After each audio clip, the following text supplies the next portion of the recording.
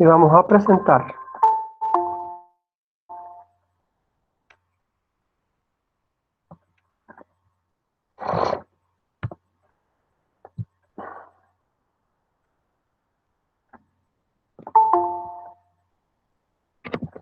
Vamos a hacer algunas preguntas de control, como siempre hacemos, ¿verdad?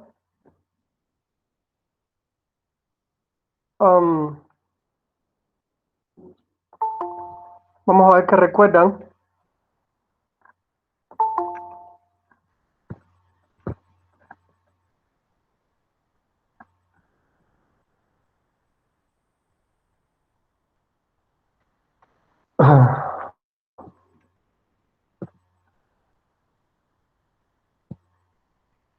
Ante todo, primera pregunta de la mañana de hoy es cómo los lleva este tema de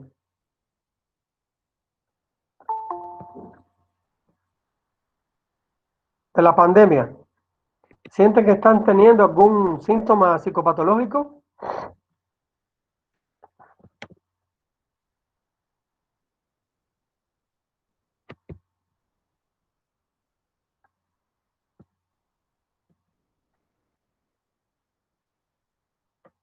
Cuando avancemos más, van a poder percibir si tienen algún síntoma psicopatológico. Esto es muy posible. Hay gente con trastorno del estado de ánimo hoy por hoy, distimias que rayan en depresiones leves, ansiedades, a la misma vez estrés. Las personas que viven con muchos familiares, y en un momento que sienten signos de estrés, creo que todo el mundo arriba de uno y uno arriba de todo el mundo estresa, ¿verdad?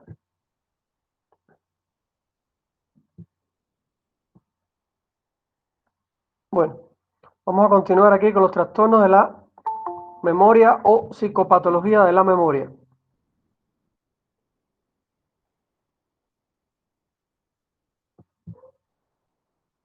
Estábamos hablando de la amnesia anterógrada, el síndrome amnésico. ¿A qué le llamamos o qué era un trastorno de la memoria anterógrada? ¿Quién recuerda esto? Necesito que se activen un poco.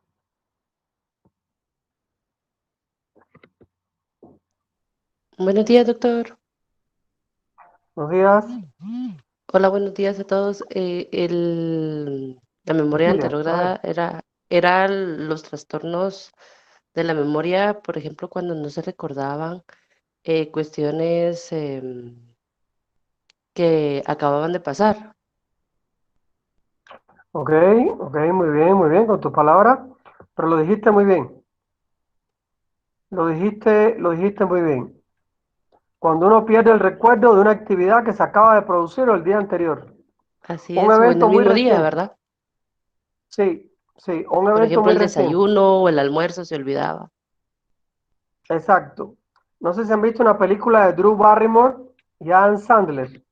Ah, sí. En esta película, ¿la viste, Cecilia? Sí, ayer la Ella estaban tiene dando, un creo. trastorno, sí, ella tiene un trastorno de la memoria enterógrada perenne, o sea, fijo, Sí, se le todos los produce días se la todos los enamora y días, todo. sí, y nunca recuerda haberlo conocido, y él se casa hasta con ella y le graba un video que se lo pone todos los días. O sea, esto es un poco una exageración, aunque creo que hay un par de casos como el de ella, fíjate.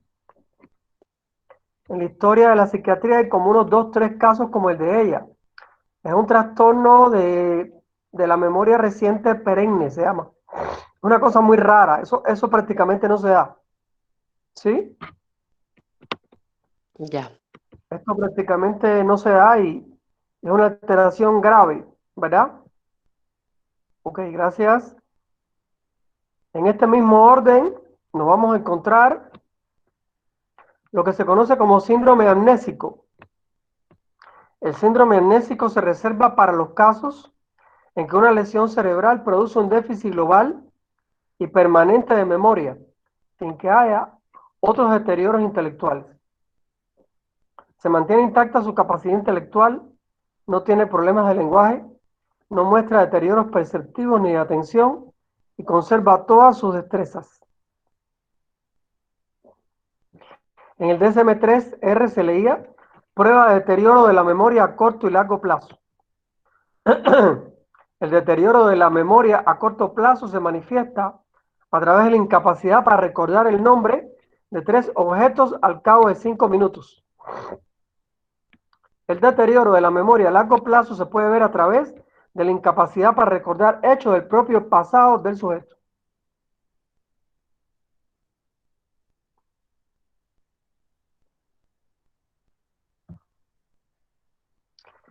Tienen que irse preparando porque vamos a tener un examen de semiología, ¿verdad?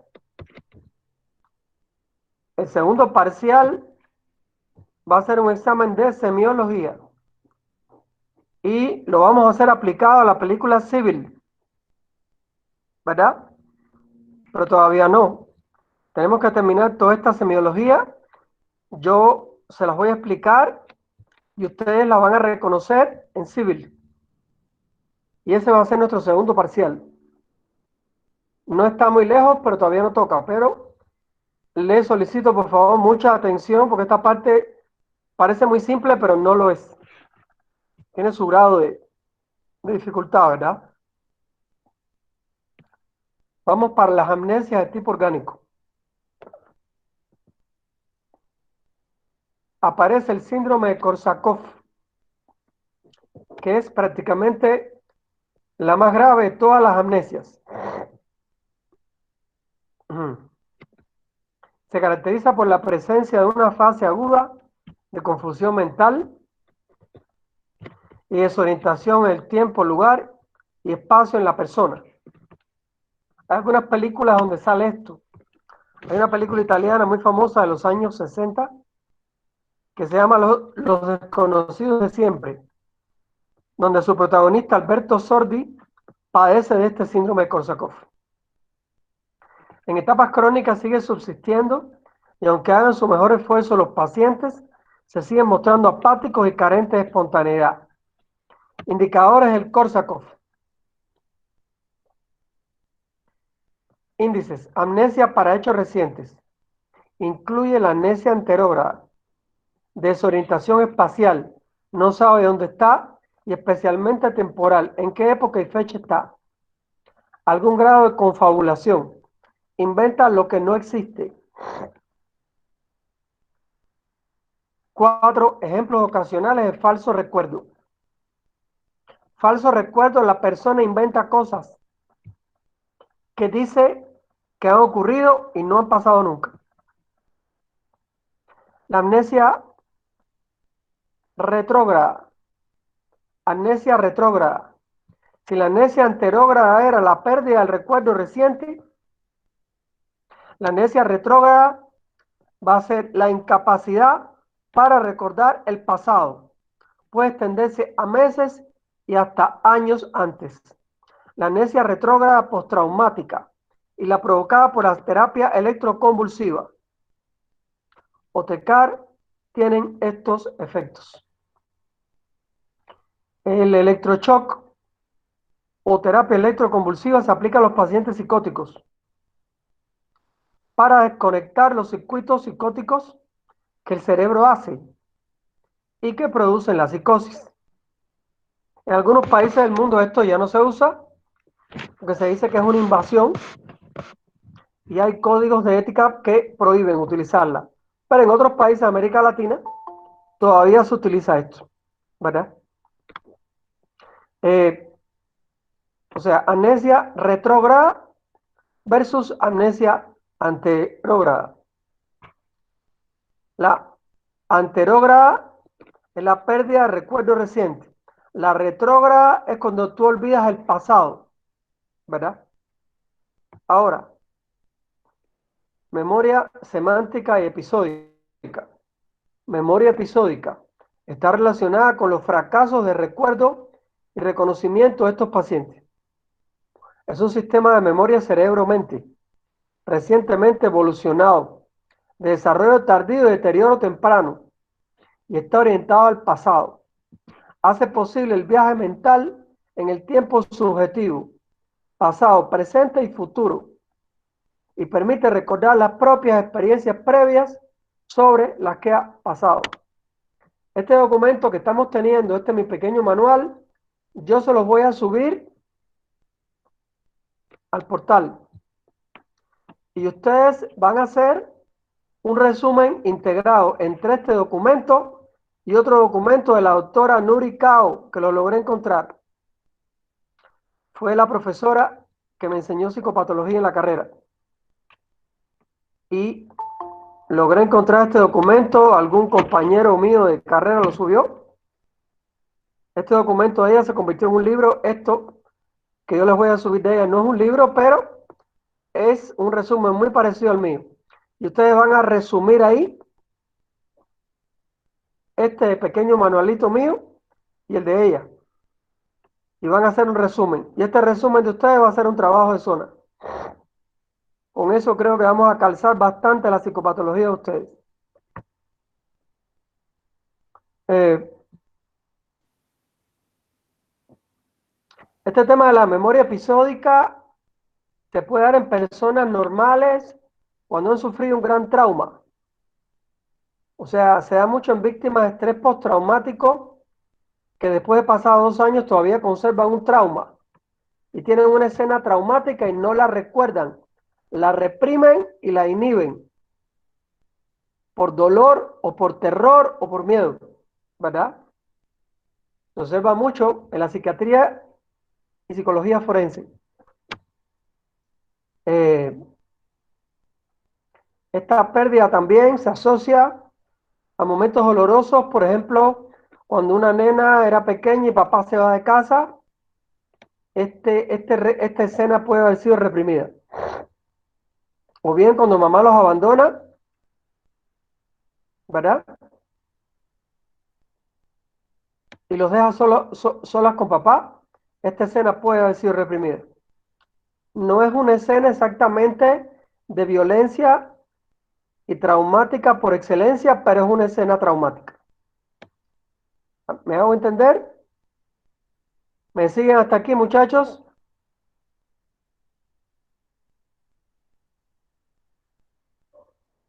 Están hoy muy callados. Creo que alguien tiene sueño por ahí. Um,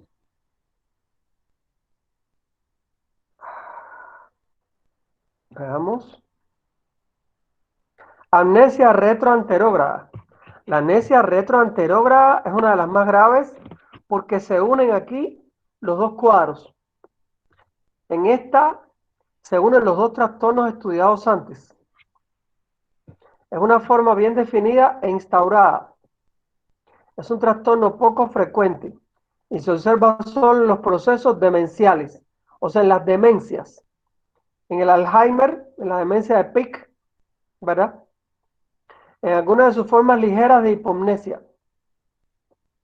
Es frecuente que en los cuadros demenciales y confusionales se mezclen alteraciones némicas de fijación y de reproducción. O sea, de fijación no se fija el recuerdo reciente y de reproducción no se fija el recuerdo del pasado. Ahora, otras formas de alteraciones de la memoria.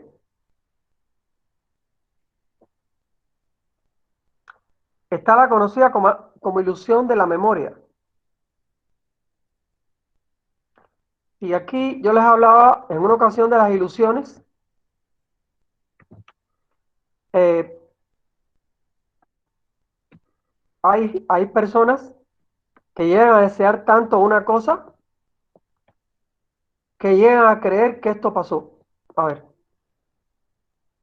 quería salir tanto con la chica que él llega a inventar una historia de que él salió con la chica, se besaron y tuvieron una relación muy rápida y efímera, y eso nunca ocurrió. Y la persona tú la entrevistas y te lo cuenta como una realidad. él o ella se lo han llegado a creer, ¿verdad? Ilusión de la memoria. Consiste en la deformación ilusoria de un recuerdo. A partir de un recuerdo cierto, se le agregan elementos nuevos, se eliminan otros o se deforma parte o totalmente dicho recuerdo. También puede ocurrir que se recuerde algo que se ha soñado como si fuera vivido, ¿verdad? O sea, la ilusión tiene parte de realidad y parte de invento. En cambio, a lo que yo me refería era exactamente a la alucinación de la memoria, ¿verdad? La ilusión, el ejemplo es que él fue con la chica al cine, como amigo, no pasó nada, después la llevó a comerse algo y pasaron un día muy bonito, pero de ahí no pasó más nada. Y el chavo cuenta la historia como que él tuvo un romance con la chica esa noche y que llegaron hasta la parte sexual. O sea, hasta ahí esto es ilusión de la memoria. Ahora, alucinación de la memoria es cuando el invento es total. Él simplemente conocía a la chica o ella conocía al chico, y ella se inventó todo el cuento de que salió con él, se besaron y todo ese lío. Y no pasó nada de esto. ¿Cuál de los dos es más grave? La alucinación de la memoria. Eh, de pronto la palabra alucinación nos asocia esto con esquizofrenia y trastornos psicóticos. Pero déjenme decirles que en el espectro neurótico aparecen muchas personas llamadas todavía por la CIA-10 histéricas y por el psicoanálisis, que inventan este tipo de cosas y se lo creen. Estas son las mujeres que inventan acosos y se los creen. Estas son mujeres que hablan de que una persona que a ellas les gusta las está acosando, incluso lo cuentan, incluso puede realizarse un proceso contra esa persona y todo es parte de un invento, ¿verdad? Hace muchos años, en la Escuela de Psicología allá en la Universidad de La Habana, no fue en mi año, fue en el diurno, una chica acusó a un chico de esto, de que él la acosaba, ¿verdad?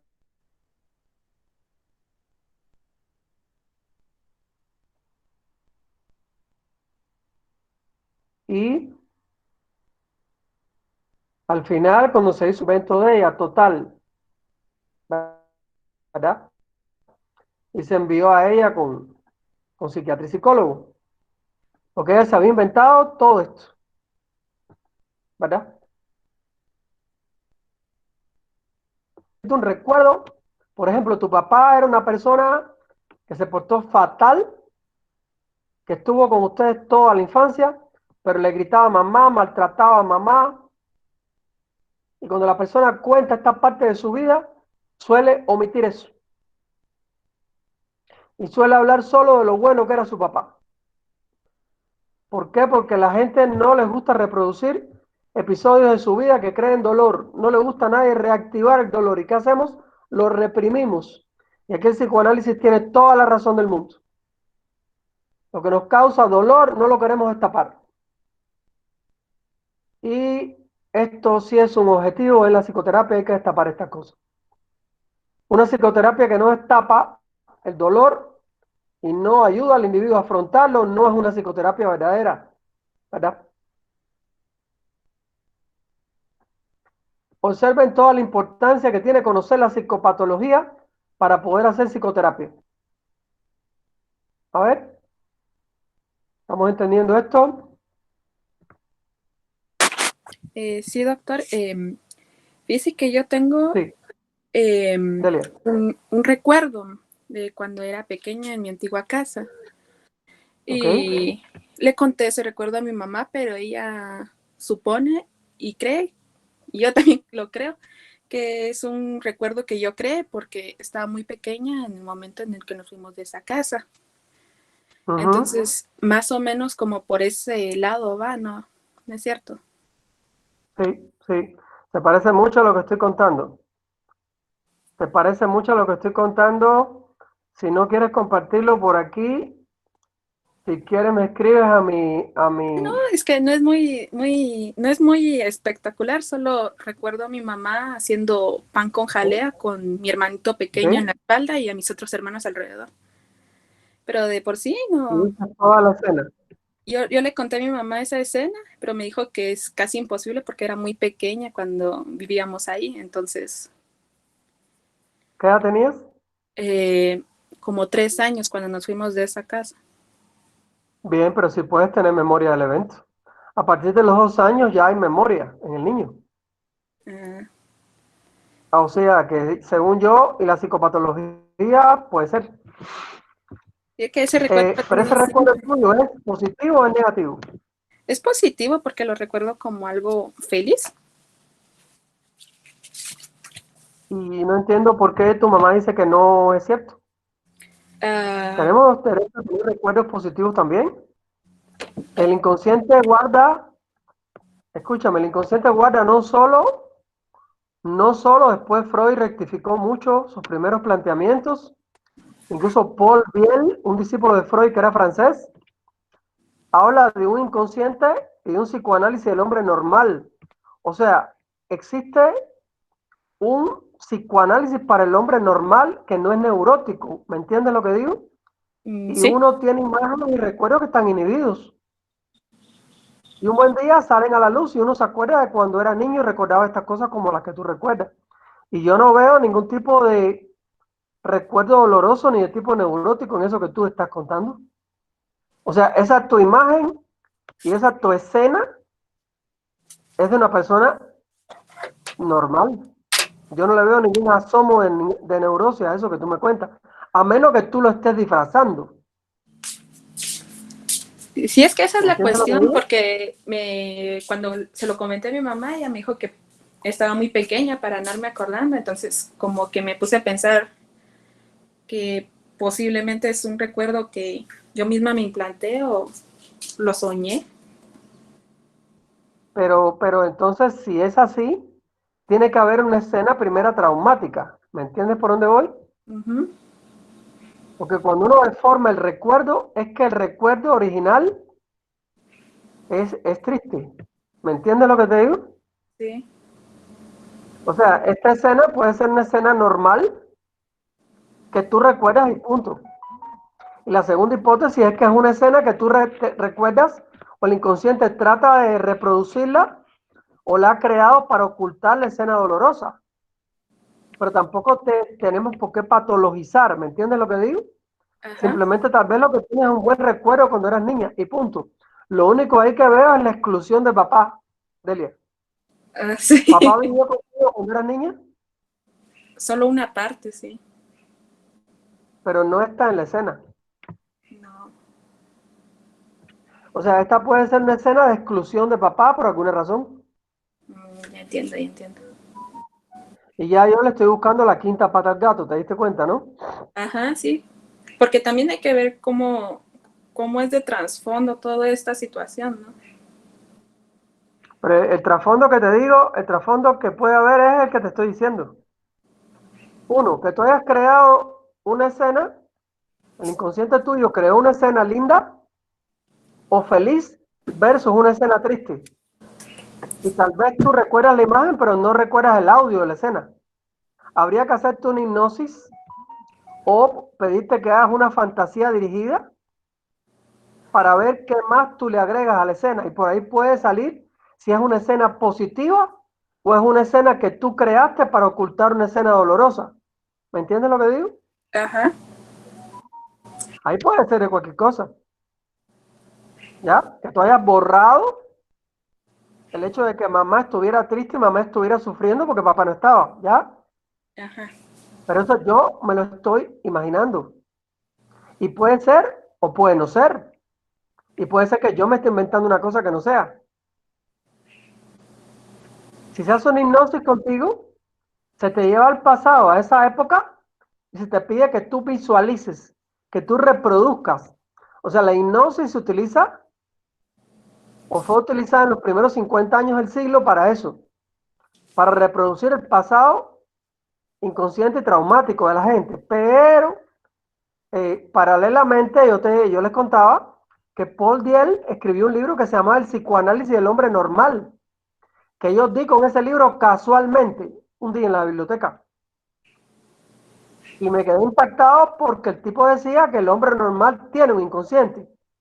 O sea que no solo Freud había descubierto un inconsciente para el hombre y la mujer neurótica. O sea, dice entonces que todos los seres humanos, nuestro pasado tendemos a inhibirlo. Entonces yo me pregunto, bueno, tal vez lo que le pasó a Delia es una escena feliz de su vida, punto. No tengo por qué estarte patologizando, ¿me entiendes, Delia? Sí, sí. Pero, simultáneamente, hipótesis número 2, puede ser una creación tuya a partir de una escena infeliz donde mamá está sola con ustedes. ¿Me sigues? Y Sí, sí. paralelo a la escena, hace algún comentario triste. Y ese comentario triste es lo que tú omites. Oh, Oh, sí. oh, ¿viste? Esto me lo da, este conocimiento me lo da el haber leído mucho. Cuando era como ustedes me leía 2, 3 libros a la vez, ¿sí? Todavía lo sigo haciendo. Me leo 2 libros simultáneamente, tal vez no 3. En una época me leía 3 a la vez y aprendí mucho. Leí mucho de psicoanálisis, aunque en mi época el psicoanálisis no era muy aplaudido en la Universidad de La Habana, eran excesivamente marxistas. Había que comerse con papa, dirían ahí en mi tierra, el marxismo, y mencionar a Freud era como echar la agua bendita al diablo. Entonces lo leíamos a escondidas. Tampoco si decías que leías a Freud, tampoco era que te sacaban de la carrera, ¿no? Pero si leías a Freud te decían, ay, ¿para qué estás leyendo eso? Uy, ¿para qué te va a servir eso? Entonces, yo comentaba con un amigo mío que era psiquiatra, que era un hombre ya grande, y él me era el que me prestaba esos libros y aprendí mucho con él, paralelamente del inconsciente, ¿verdad? Entonces, por eso te puedo decir esto hoy por hoy. Muy interesante pregunta, Delia. Gracias por compartir eso. Igual gracias. ¿Alguien quiere hacer algún otro comentario? Entonces nos queda pendiente una hipnosis con Delia aquí delante de todo el auditorio. No, mentira, Delia, eso es mentira. Eh, ¿Algún comentario? O sea, la psicopatología de la memoria no solo es útil para el campo de la psicopatología del diagnóstico, sino también es útil para el campo de la psicoterapia, como estamos explicando. Y gracias al ejemplo interesantísimo de Delia, podemos hacer todo este análisis aquí con ustedes, ¿verdad? Un poco más sobre psicoanálisis, represión y memoria. Los seres humanos, decía el psicoanálisis, tendemos a reprimir los acontecimientos dolorosos. Eso lo guardamos en el inconsciente. Allí queda almacenado eso. Y un buen día, cualquier evento de la realidad puede disparar ese inconsciente. Ya lo vamos a ver en la película Civil. En Civil aparece todo esto que estoy mencionando. ¿Verdad? ¿Sí? Eh, Continúo.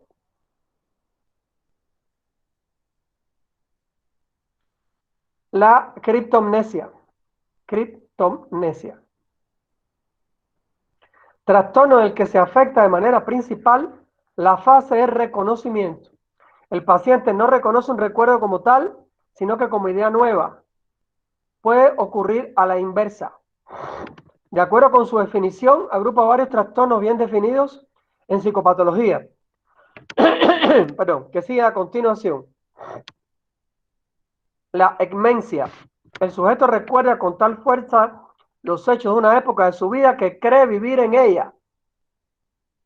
Esto es exactamente lo contrario a lo anterior. ¿Ya? O sea, mientras la criptomnesia es que el paciente no reconoce un recuerdo como tal, sino que como idea nueva El caso de la enmencia es que el sujeto recuerda algo de su vida que a veces cree vivir en ella. Esto le pasa mucho a soldados que han estado en guerra, que de pronto se sienten metidos en la realidad de la guerra, ¿verdad? ¿Sí? Y puede estar sintiendo que está metido en ese pasaje de guerra. Después de un lapso de segundos, ¿verdad? O de minutos, vuelve a regresar a la realidad. Presenta amnesia en las épocas anteriores. A veces el adulto cree vivir en la época de su infancia o épocas anteriores a que se produjeran. Se aprecia con frecuencia en pacientes histéricos y, tengo que agregar, en algunas demencias, ¿vale? En algunas demencias, ¿sí? Ahora, en este sublime campo, muy interesante campo de la memoria, existe lo que se llama distorsiones de la memoria. Vamos a hablar en primer lugar de lo que se conoce con el nombre de paramnesia. Según Kraepelin, son las distorsiones de la memoria en grado patológico, debido a la inclusión de detalles falsos o por referencia temporal incorrecta, ¿verdad? Yo tuve un paciente alcohólico, les voy a contar esto, que el tipo llegó un día contando historias de que él había estado en la guerra de Angola. La guerra de Angola fue una guerra donde Cuba prestó ayuda al pueblo de Angola y movilizó tropas. En media Cuba fue a pelear la guerra de Angola. O sea, en Cuba es muy común que alguien te diga, yo estuve en la guerra de Angola. Vaya. Pero este tipo hablaba de que él tenía medallas y de que él había sido héroe de no sé qué batalla. Y de pronto esto ocurría en el año 2000. Y yo le pregunto un día, ¿qué edad tienes? Me dice, yo 32. La guerra de Angola se acabó en el año 88. ¿En qué año estuviste tú en la guerra de Angola? No, yo estuve en el 82, 83. Saqué la cuenta y le digo, pero tú tenías 14 años en esa época. Se me quedó mirando así. Fue como si se disociara, se quedó viendo para otro lado y no me respondió nada. Y me dijo, voy al baño.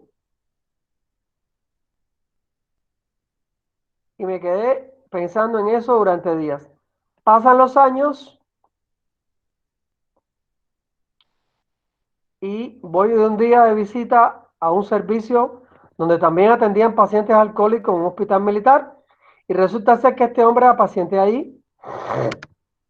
Este hombre se ponía el uniforme, se ponía medallas en el pecho, con decoraciones, y decía haber estado en la guerra de Angola y haber recibido condecoraciones. Y todo esto era una gran mentira. Uno, ni estuvo en guerra de Angola, ni recibió nunca medalla. ¿Y saben qué era? Era su papá el que había estado. Se armó la gran discusión en el servicio. Llegamos a la conclusión de que esto era una paramnesia producida por el alcohol. De lo contrario, hubiera sido una mentira patológica de un psicópata. ¿Ya? Observen la diferencia. El psicópata inventa la mentira, pero sabe lo que está haciendo. Y lo hace con el afán de manipular a la gente. ¿Verdad? Pero en este caso era un paciente mental grave, con alcoholismo grave que lo llevó a hacer esto. Esto es un caso raro. Esto no pasa mucho, pero él sí lo hacía. Y defendía con tal seguridad aquello que a mucha gente le creía la historia. Hasta que se le empezaron a pedir datos, fechas, en qué año naciste, qué edad tenías en la guerra de Angola, con qué batallón fuiste, cuál es el nombre de tu compañía, y él no lograba ubicar nada de esto porque no existía. ¿Verdad?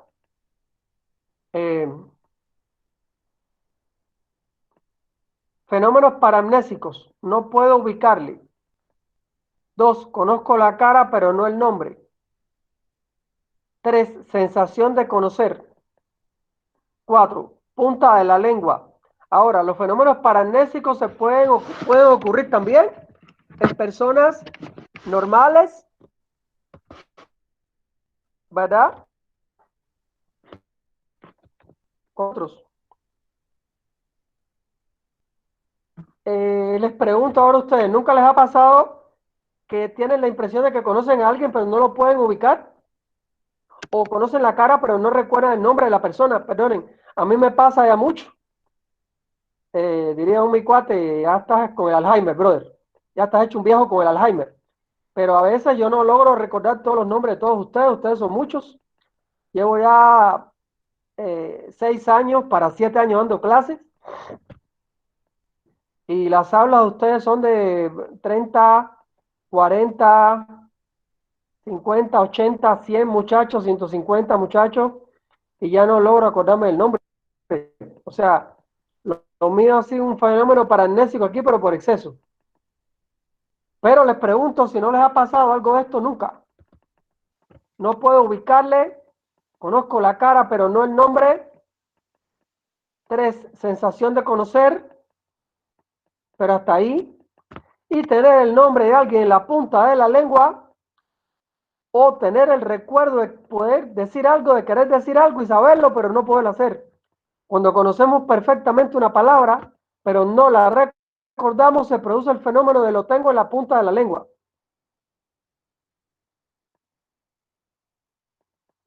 ¿Alguien ha tenido este fenómeno alguna vez? Sí, yo creo que son como expresiones muy comunes. Más el de, ay, lo tenía en la punta de la lengua y se me olvidó. Exacto, son fenómenos paramnésicos. ¿A usted le pasa mucho eso? Casi solo cuando no estoy como muy concentrada. Es como que no me recuerdo mucho de las cosas que quiero decir. Ok, ok. Puede ser. La paramnesia le puede ocurrir a ustedes a la edad que tienen, ¿verdad? La paramnesia no tiene edad. Se dice que con el deterioro de los años, particularmente los adultos mayores o los ancianos, empiezan a padecer de toda esta pérdida de memoria, ¿verdad? Mi abuelo materno, que no era precisamente una persona estudiada, pero era de una manera u otra un intelectual autodidacta, era un hombre que era chofer de buses, pero leía mucho. Él nunca pudo ir al colegio porque era de una clase pobre, ¿verdad? Eran inmigrantes españoles que habían llegado a La Habana y habían tenido que trabajar muy duro toda la vida. Mi mamá sí fue a la U, pero él no pudo. En cambio, él leía mucho y por leer tanto tenía un léxico muy bueno.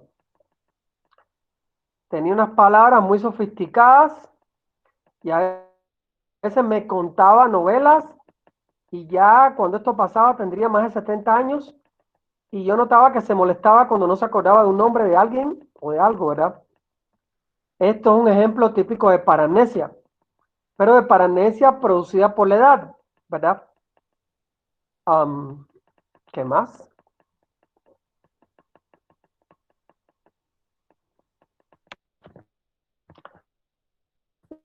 Las parapraxias. Parapraxias. Freud le llama a esto errores elementales como olvidar fechas y nombres. O sea, un tipo especial de paramnesia es olvidar fechas como la de tu cumpleaños, cumpleaños de tus papás, cumpleaños de tu hijo, el de tu esposo, ¿verdad? O sea, cumpleaños de los amigos ya un poco difícil de recordar todos. Pero olvidar tu día de nacimiento, olvidar el día de nacimiento de tu papá, tu mamá, olvidar la fecha de nacimiento de tus hermanos, creo que ahí estamos ante un tipo de parapraxia, ¿verdad? No sé si ustedes todos logran recordar el día de nacimiento de sus hermanos, piensen en eso.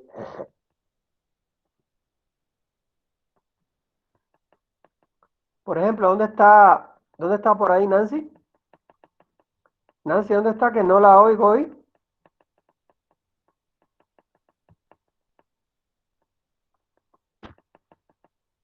Aquí estoy, doctor, pero tuve problemas con el internet.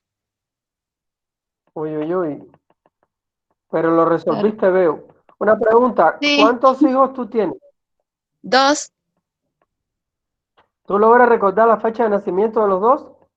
Sí, recuerdo de las dos fechas de nacimiento, qué día A ver, era, ¿cuál es? a qué hora fue. ¿Cuál es? Dime la fecha de nacimiento de los dos. El del grande es el 2 de septiembre de 2000 y de la chiquita es el 27 de septiembre del 2004. Muy, muy bien. ¿El de tu papá y tu mamá? El de mi mamá es el 17 de septiembre del 60, si no estoy mal. Y el de mi papá es el 4 de marzo del 50 no, del 61, porque él es unos meses menor que mi mamá. Tu papá y yo somos contemporáneos. De Yo soy un veras. poco más chiquito que él. Ah, bueno. Sí. Yo soy un poco- mi hija grande tiene 32 años, pues. Ah, claro. Sí, mi Mi hija hermana grande que tiene edad. tiene 35 y la otra 31. Claro, mi hija grande tiene, Lisandra tiene 32 y tiene una nena que tiene como 10 años, Alessandra, y tiene un varón. Mira, yo me acuerdo del día de nacimiento de mis hijos, de los tres, Ujú, del de mis papás, del de mis hermanos, pero ujú. ya de los nietos, ya sí no me acuerdo del día, fíjate. Ah, claro, Ya es me que está sí, ya pidiendo es mucho, más. ya no me acuerdo eso. Pero ya el Alzheimer me agarró con respecto a los nietos. Sí, pues, Pero de mis hermanos sí me acuerdo, mi mamá y mi papá sí me acuerdo. Fecha muy importante de la vida de ellos sí me acuerdo. Me acuerdo de escenas de mis hijas, caídas, tropezones, peleas, ¿verdad? claro, Pero hay cosas que las he ido borrando y no porque he querido olvidarlas, sino porque se van borrando, ¿verdad? claro. Como uno va agregándole más información, entonces como que va Mm, entrando y va saliendo otra, ¿verdad? sí, pero por ejemplo, mi hija chiquita, que es la del medio, son dos varones y una, perdón, dos mujeres y un varón, que es el más pequeño. Me habla mucho de una pelea en el zoológico mía, una discusión, Ajá. y yo no recuerdo eso, fíjate. Mi Y, mamá dice que le y ella recuerda me ha algunas hablado de cosas a este mi tema. papá y que él no se acuerda. Ay, te juro que ya no me acuerdo. O sea, fueron tantas veces que fuimos al zoológico. Yo me las llevaba, en Cuba no había muchos lugares donde ir. Yo las llevaba todos los domingos al zoológico y eso duró años. Entonces, recuerda que el niño a veces tiene la vivencia más intensa, diría Bosovich. La vivencia en los niños suele ser más intensa y los adultos tienden a borrar algo que no le dieron importancia. Que yo tuve una discusión con dos negros y que me peleé verbalmente con ellos, yo te juro que no me acuerdo de eso. Y Claro, no es que porque lo para ponga en usted no fue duda, importante. pero yo no recuerdo ese evento. Y que se me amenazaron y que no sé qué, que casi nos pegamos. Y una cosa tan así, tan gruesa, y yo no la recuerdo, qué raro. Pero Claro, observa lo que les estoy contando. El niño recuerda más aquello que el adulto. Para ella quedó grabada eso en su mente mucho más intensamente que en mi persona. Yo no le di una gran importancia a eso. Así de simple. Y con mi hija grande, dime, ya estamos en tiempo. Sí, estamos en receso. Bueno, si quieres nos vamos a receso cuando termines y regresamos 15 minutos después de eso. Sí, vámonos 15 minutos, ¿sí? Para que terminen de desayunar, que yo supongo que hay muchos que no han terminado. Vámonos a receso, ¿ok? Prepara algunas preguntas. Esta parte es muy interesante. Vale, gracias Nancy, gracias. pero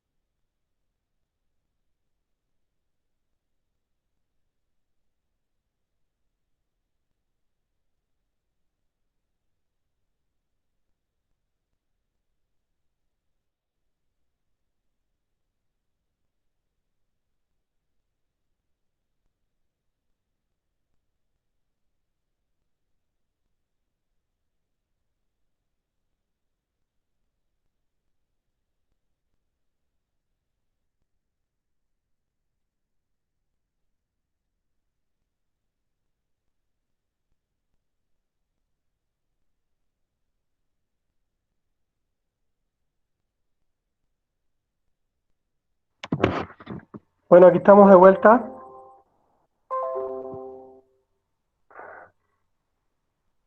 ¿Algún comentario, alguna pregunta sobre esta parte? Sobre el tema de la psicopatología de la memoria.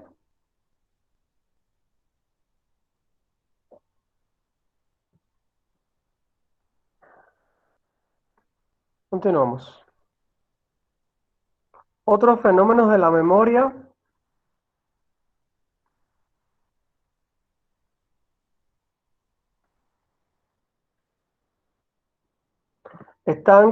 son conocidos como anomalías del reconocimiento.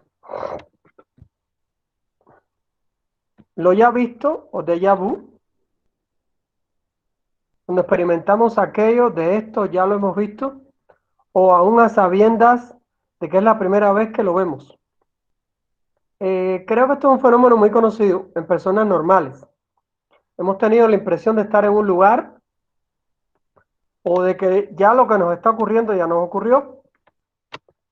Y está exactamente lo contrario, que es el jamais vu. Al contrario que el déjà vu, en el jamais vu, el individuo, aunque conoce y recuerda una determinada situación, no experimenta ninguna sensación de familiaridad.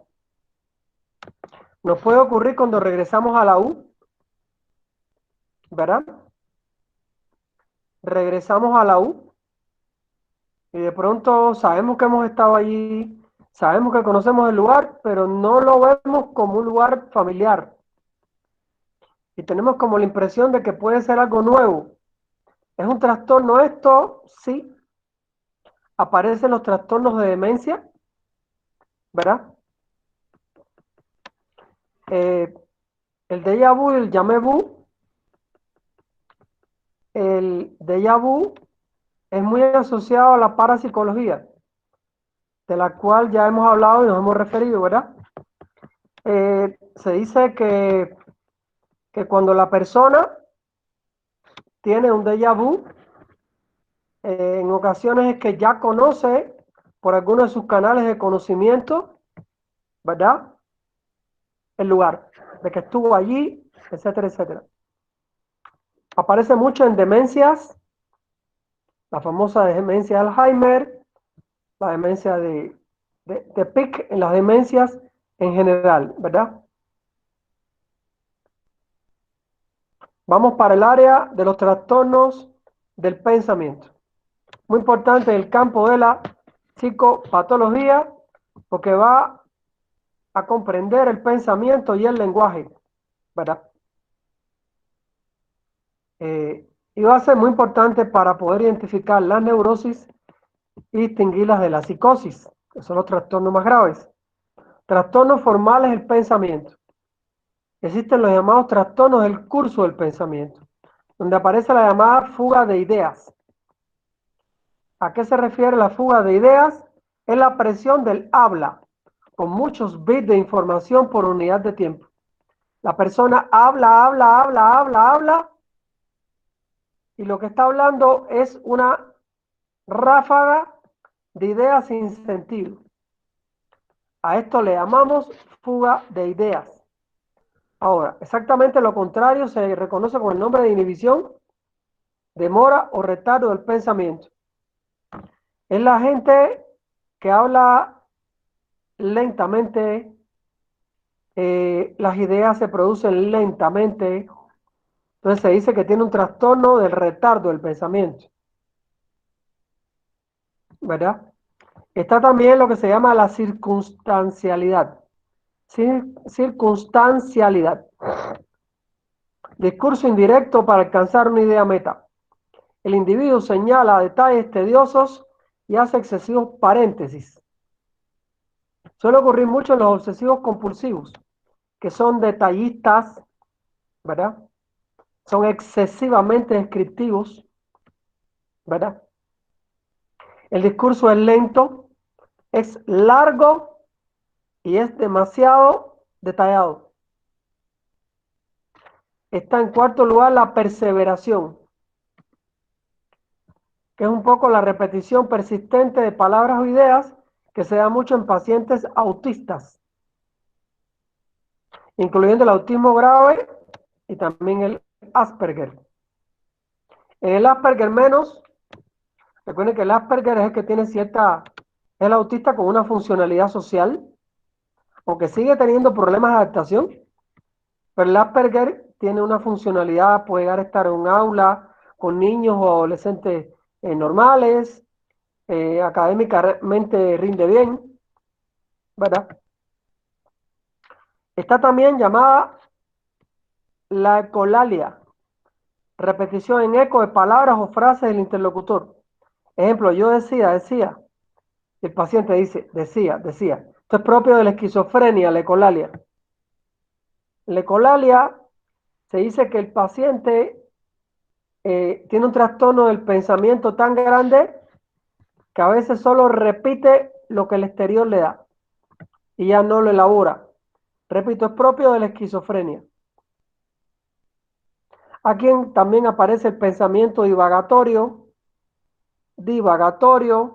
Por ejemplo, bueno, eh, bueno, sí, yo quería decirle que bueno, en mi niñez, bueno, fuimos una familia, teníamos algún problema y todo es lento, es un discurso lento, desaterrizado, que no va a ningún lado, ¿verdad? Eh, Sin embargo, la disgregación propia también de la esquizofrenia es todavía más patológica. En la disgregación del pensamiento del individuo no atina bien lo que está diciendo, es incoherente. Bueno, sí, yo llegué aquel día allí, bueno, mañana voy a ir a no sé dónde. En tal momento veré qué hago. Usted que me decía, o sea, es una disgregación, es una incoherencia, ¿verdad? En el séptimo lugar,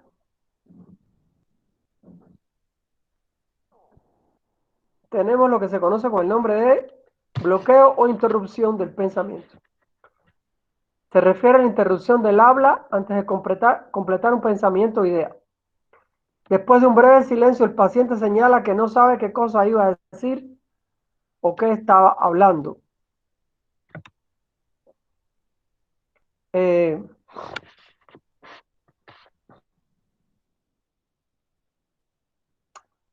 por ejemplo, la persona se queda en el limbo.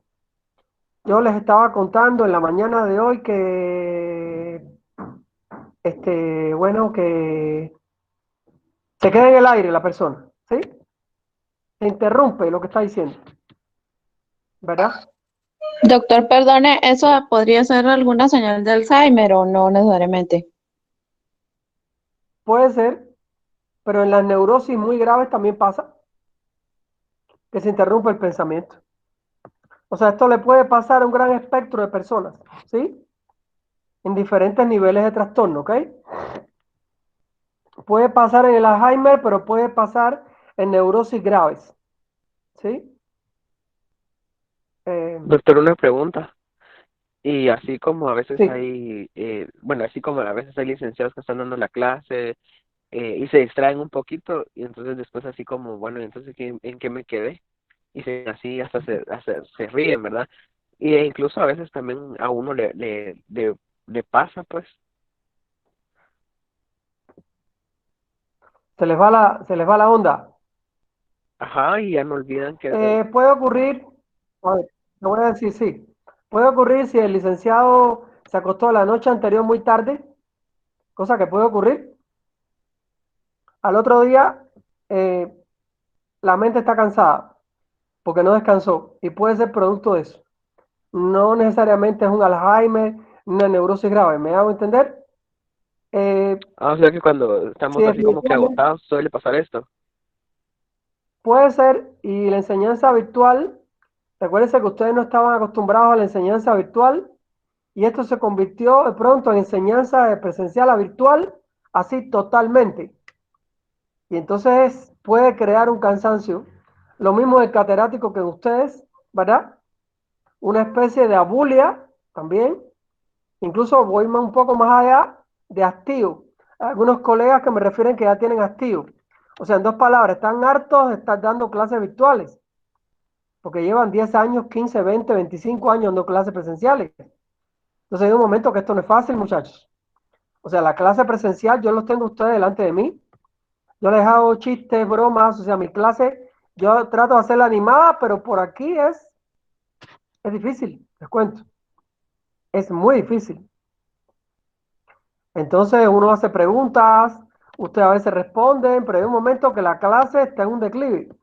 Y entonces no me extraña que haya algún catedrático que se desconcentre. Yo pienso que Sí, sí tiene mucho que ver lo del uso de la tecnología para eso, porque claro, sí, hay sí. personas, póngale así como yo que soy grande, sí, a veces me cuesta como manejar varias cosas a la vez, por decirlo así. Entonces a veces tienen que concentrarse en que si están compartiendo el video o que si se está viendo la presentación, etcétera, etcétera. Entonces también eso distrae de lo que se pudo haber estado hablando. Sí, sí, sí, definitivamente, definitivamente, ¿verdad? Vamos a ver cómo le hacemos con el día que pongamos la película Civil, porque creo que con Guille nos vamos a poner de acuerdo y probablemente aquí en este espacio la agarramos y hacemos la conexión con YouTube y paralelamente vamos viendo la película y yo voy comentando. Vamos a ver si se puede hacer. Parece que existe alguna manera de que sí se puede.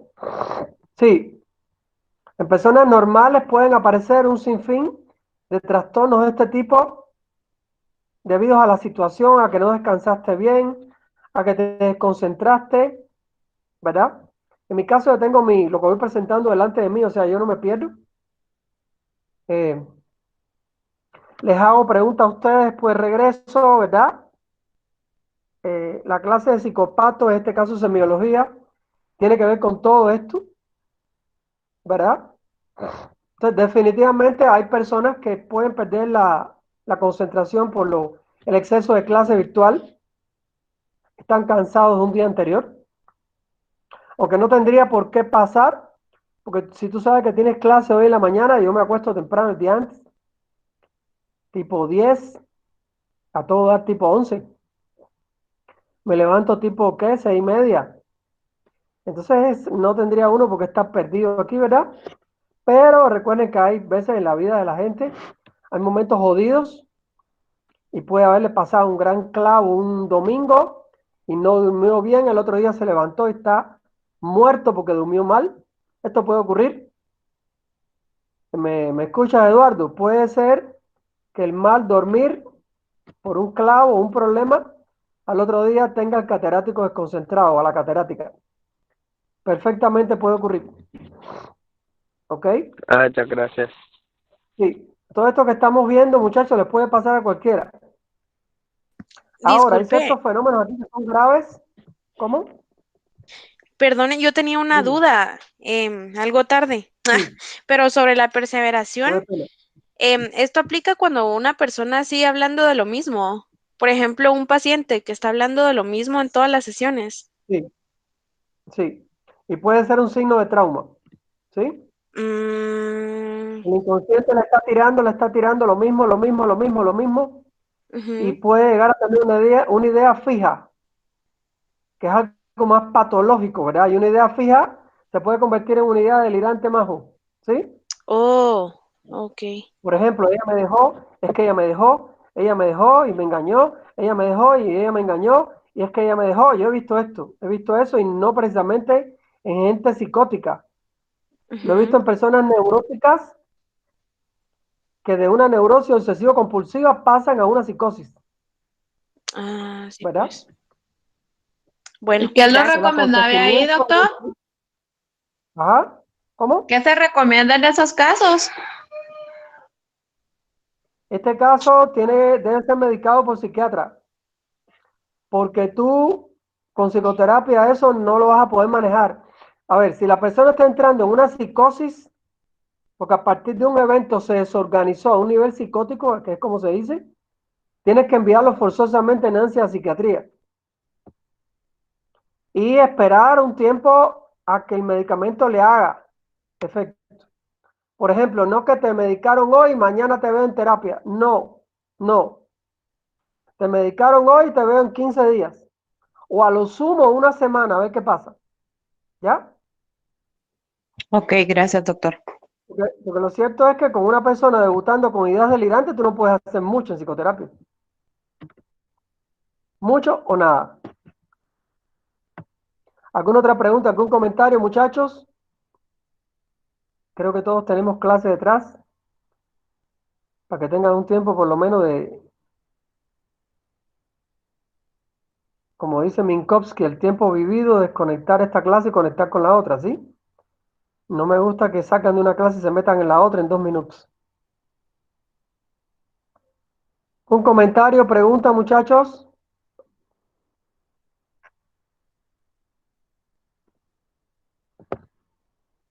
Entonces los dejo por hoy. Les voy a subir mi resumen, mi pequeño manualito para que lo vayan leyendo.